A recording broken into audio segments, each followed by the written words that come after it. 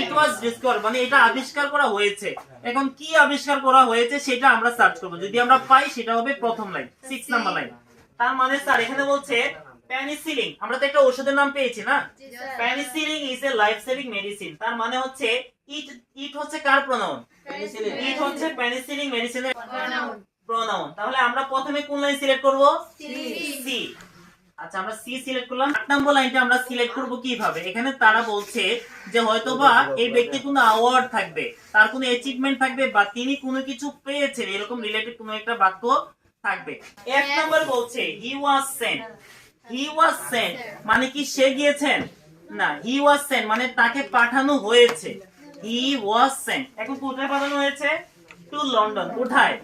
লন্ডনে পাঠানো হয়েছে এট দ্য এজ অফ 14। 14 মানে কত?